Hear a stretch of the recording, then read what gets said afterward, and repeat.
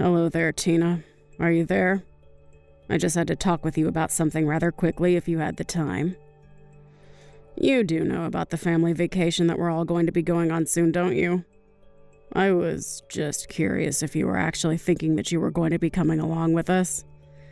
I guess what I'm really trying to ask is that you don't really think that you're a part of this family, do you? Because if you do, then I really just think that you need to wake up and face the real world. You are a nobody to us. You're nothing. And you are certainly not, nor will you ever be a member of this family. Hello, Rachel. It's just so lovely to hear from you. Thank you so much for double-checking my schedule. Yes, I was, in fact, thinking of going on the trip, if you must know. After all, you were all going to go in our car, isn't that right? Yes, we were going to use your car, but I don't see why you think that that gives you a right to come along with us. I mean, do you really need to tag along? Well, it's been a long, long time since my husband and I have gotten to take a trip. But I remember that Dan mentioned wanting to stop at a nice brewery that was going to be on the way and asked if I wouldn't mind driving so he could drink a little. So actually, another reason why I was going along is to make sure that everyone can have safe, responsible fun. You actually have nothing to worry about, you see. I'll be the one driving. Oh, please. What kind of stupid little excuse is that? Is that really the best you can come up with? You think you deserve to go with us just because you can drive? Anybody can drive, you know? Sorry, did you even read the other messages I sent, or did you just zero in on the bit that you didn't want to hear? Don't you get smart with me, young lady. I just want you to realize that you are not a part of our family and you never, ever will be. So quit trying to force your way into this vacation when you don't even belong. Don't you understand how rude you're being? I really don't think that I'm being rude at all. If anything, you're the one trying to put me down and make me feel bad. But I'm afraid if you're not really going to change your mind about me at all, then all I can ask that you do is just have the patience to see the trip through to the very end. After all, it isn't like we all go on trips all the time together or something. Well, of course we don't all take trips together more often. Who in their right mind would want to go anywhere with you, huh? I fully understand what you're saying right now, Rachel. I have my own thoughts on the matter as well. But I don't think that we should be having this conversation via text. Maybe we could meet in person and talk? Because otherwise, I'm going to pick you all up in the car tomorrow at the time we all agreed on. I just don't get what my little Dan was thinking. I mean, what drove him to marry a no-good, nasty woman like yourself? Not only is your personality awful, but you're older than him as well. I mean, he must have so much patience in dealing with you. You know, he used to date gorgeous women who were younger than him and knew how to show respect to their mother-in-law. Maybe if he had married one of them instead of you, then I would finally have a grandchild by now. Sorry, are you talking about the ex-girlfriend that Dan had who stole all of his money and then ran away? I don't really know all the details of why they broke up, so don't go quizzing me about my own son's love life. All I'm saying is that my son would be much, much, much better off with a woman who was younger than him. If all that matters is age, then I guess that means I'm better for Dan than you are, isn't that right? Or am I misunderstanding the point that you're trying to make here? Of course, that wasn't what I was trying to say, and you know that. Ugh. You really can be such a frustrating person to deal with, do you know that? I knew that I should have never ever allowed my son to marry someone like you. Oh, I know exactly what you meant, but would you like to know how? It's because you've complained about my age to me over and over again. I mean, aren't you bored of having this same conversation all the time? I don't even need to guess at what you might say next because we've already done this several times. And I'll say it as many times as I need to for you to get it through your head that you were too old for my son and that you were never going to be a part of this family. If you don't want to hear the truth about the matter, then you can just pack up your bags and leave.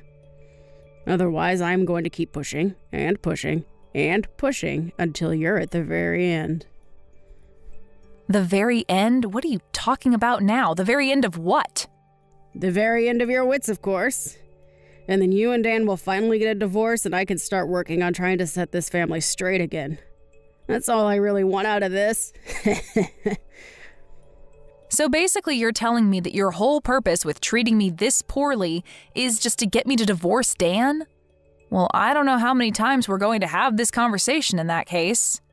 But if you are going to be saying the same things over and over again, then so will I. And I am telling you for the I don't even know how many time that Dan and I aren't getting a divorce, okay? So don't bother waiting, don't hold your breath, and don't think that any kind of miracle is going to happen for you. Well, we'll just see about that, won't we? I wouldn't be so confident if I were you. Well, I don't need confidence when I know that Dan and I have no intention of splitting up ever. I just know it won't happen. Anyways, if this is all that you're going to be saying to me now, I think I've had my fill and I'll be taking my leave now. I'll see you tomorrow when I go to pick you up with Dan. Hey, you were standing right behind me, weren't you? I know that it was you behind me in line. You pushed me into the bathroom and were holding the door closed so that I couldn't get out? What on earth are you talking about? I didn't do anything, dear. But I guess it was bad fortune that someone just let that big, heavy crate slide right in front of the bathroom door, trapping you in there. But at least you won't have to worry about needing to use the toilet since you're going to be stuck there for a long, long time.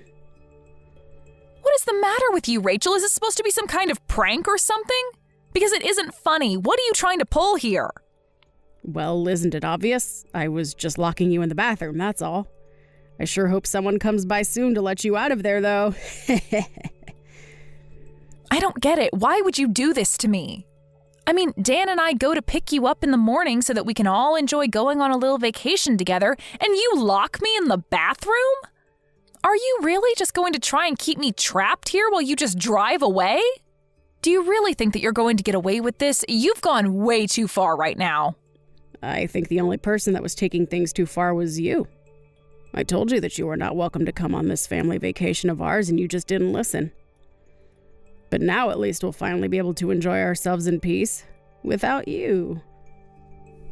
Well, I'm so happy that you're pleased with yourself right now, but just how long do you think that happiness is going to last?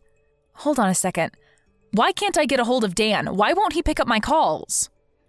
Well, that's because I told him that I'd hold on to his phone for him, of course. And then I'm going to tell him that you told me that you had an emergency come up. And I'll tell Dan all about how you had to leave early and called a taxi to come and pick you up. And then we can get on with our vacation and you can have fun waiting for someone to rescue you from the toilet. Are you kidding me? Please tell me that you're not serious about that. Have you guys already left? Did you really just abandon me here? That's right. We're on the road far, far away from you now. So your fate is out of our hands now. I just hope that someone comes along soon to let you out. Otherwise, you could be in there all night. So you're sure that it's a good idea to just leave me here then? Is that really what you want to do? Of course, that's what I want to do. What kind of question even is that? I thought I made it clear that I didn't want you coming on this trip at all. All right, then fine. Have it your way. But just don't say that I didn't warn you. I hope you both get where you need to be safely. Dana, are you there? I really have something that I need to talk to you about right now. Where are you? Please tell me. Let me guess. Things went exactly as I thought they would for you. I heard all about how maybe an hour after you left me, you got on the freeway and ended up in a huge accident. I just hope this serves to teach you a lesson about what you did. But where is everyone right now? Where are you? Where's Dan? Is Dan okay? Dan is fine, actually. You were the one who sustained the worst of the injuries. But honestly, just what were you thinking? I mean, you realized that there wasn't anybody else to drive, right? I was coming along because I would have been the only other person capable of driving. But then you just had to go and pull your little prank and put our family in danger in the process. Tell me though, was it worth it? You have no idea what you're talking about at all. I was in the car. I know how to drive. Oh, really? Do you? Because if you did know how to drive, then just how did you all end up in that accident then, huh? I mean, you're lucky that you got away with just having your hip broken. You could have lost your life. Don't you realize that? You were acting like a complete idiot, and lo and behold, something bad happened to you. What did you just call me? How dare you say that to me when I'm the one who got in an accident? I mean, sure, it had been maybe a decade since I last ever drove, but still, a car is a car and I know how to drive. I just didn't think that there'd be so many other cars, and I forgot how fast you have to go on the highway. So basically, you didn't know how to drive, is what you're saying then. In fact, is your driver's license even still valid, or were you just driving around with an expired license? You know that means you could be arrested for what you did, don't you? Wait, what? You think that I'm going to be arrested? I mean, you were the one who was behind the wheel of the car. Who else would be liable? Dan and your husband were drinking, so they weren't going to drive, and the only sober person there was you. But you clearly don't know how to drive anymore, and you don't even have a valid license. You were driving, you caused the accident, it's your fault. But that isn't fair. It's not like I forgot how to drive. Besides, it's not my fault that I can't get a new driver's license. It's those darn people at the DMV who refuse to renew it for me. That's right, I had almost forgotten about that. I remember you mentioned that before Dan and I were even married. You mentioned how you told me that you would never be able to renew your license again. Not only did they think you were getting too old, but you had too many strikes on your last one. But it isn't fair. They sent me to their stupid little driving school. I took all their classes and they still had the nerve to not give me a new one. Surely you must agree that this is horrible, right? I mean, who are they to tell me that I can't drive when I know that I can drive perfectly well? Am I really going to be arrested just for a little fender bender? Fender bender? Rachel, you are literally in the hospital and unable to move because of the accident that you caused. Not only that, but you could have seriously injured your son and husband. How can you be so focused on yourself when all that might have happened? Well, I guess that does make some sense when you put it that way. And that's why I was telling you that I needed to be there to drive. But you had to act completely delusional. You locked me in the bathroom and then just drove off without me. Please, Tina, there's no need for you to take this kind of tone with me. Don't you think I've already been through enough with all of this? You must know that I never ever wanted any of this to happen, right? I don't care what your intentions were. Who even gets in a car thinking that they intend to cause a crash anyways? I'm not blaming your intentions. I am blaming the thinking that led up to it. You acted completely irrationally and got your family into a car accident. And that's not saying anything at all about how you locked me in a public bathroom and then just abandoned me. But I just wanted to take a vacation with my family. Is that really so bad? But you didn't even get to have that vacation. You all didn't even make it to the destination we were all supposed to be at by now. Why couldn't you have just waited until we all got there before you started trying to bully me? I understand that you didn't want to be around me and that you were worried that I was only going to annoy you, but surely being annoyed has got to be better than being injured. And to think that this is going to be the last real memory we have together before Dan and I cut you out of our lives entirely. Wait a second, what are you talking about? Why would you and Dan cut me out of your lives? I've already talked to Dan about it, Rachel. I told him all about the horrible things that you say to me. And now, with all that's happened for the vacation, he just can't tolerate you any longer. In fact, he was already going to talk about this with you before we even went on the trip, if you must know. Hold on a second. Now that you mention it, Dan did say that he had something important he wanted to talk to me about. You're telling me that this is that? He wanted to tell me that he didn't want me around anymore? That's right. And there's one more thing that you should know, Rachel. I'm pregnant. Wait, what? You've got to be kidding me. Why am I just hearing about this now? You're only hearing about it now because I know that letting you know any sooner wouldn't have been good for me or the baby. I mean, do you have any idea just how stressful it already is talking to you like this? I knew that if I told you I was pregnant, you would be trying to control my life. I talked to Dan about this and told him that I don't know how I was supposed to go through with this if you were going to be constantly breathing down my neck about every little thing. So we talked and said that the best thing to do would be to put physical distance between us all. So we're going to be moving away. But this is all so much. I can't handle all of this news at once. How is this happening?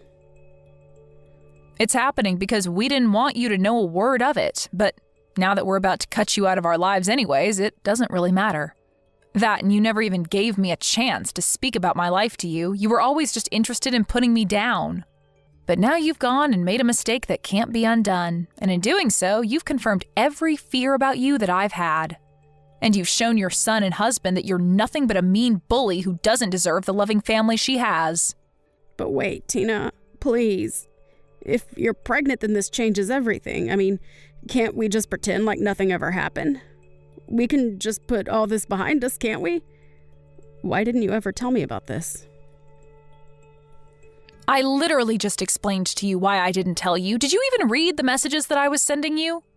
I told you that you were just going to try and interfere with our lives even more if you know that I was pregnant. Dan and I were going to use this as the chance to cut you out of our lives. That's why you didn't know about it until now. But then you mean you're not even going to let me meet my own grandchild? Well, it's going to be hard for you to meet them anyways if you're behind bars for what you've done. Please don't say things like that. Huh? You really can't think that they would throw an old lady like me in jail. I'm sorry, but the law is the law. Do you really think that you're above just because of your age? Either way, you're not going to be our problem anymore. We want nothing to do with you ever again, and we are going to be cutting you out of our lives. Whether or not you get arrested after this, it really makes no difference to me at all. Just wait, Tina. You can't be serious about this, right? I mean, you're really just going to abandon me during my time of need like this. Please, I had no idea that you were pregnant. That really would have changed everything. I promise that I'll change. I'll help you raise them well. You have to believe me. We do not want you to have anything to do with our child at all, Rachel. That's the whole reason we're going to be moving as far away from you as we can. Just stay out of our lives and don't come looking for us. Do you understand? So then you're really serious about all this? But I never even gave Dan permission to do this. You can't just leave me. I'm afraid that we've already made up our minds and we're going to be moving out. That is final. Just remember that you're the one that's going to have to explain all this to your husband. You're going to have to tell him that you were so horrible to me that you pushed me and your son away to the point that we never want to see you again. In the end, Dan and I moved away. A few months later, we heard through the grapevine that Rachel was discharged and free to go back home, but that her husband was waiting for her there with divorce papers. She was in the hospital for so long recovering that you would have thought she learned some kind of lesson, but apparently it wasn't enough for her husband. Thankfully for her, the other driver in the crash was kind enough to not press any charges on Rachel. But she was still left all alone, without her husband, son, or grandchild. I have no idea how she's getting along now. Thank you for watching. If you liked this video, please give it a thumbs up and don't forget to subscribe to see more content like this.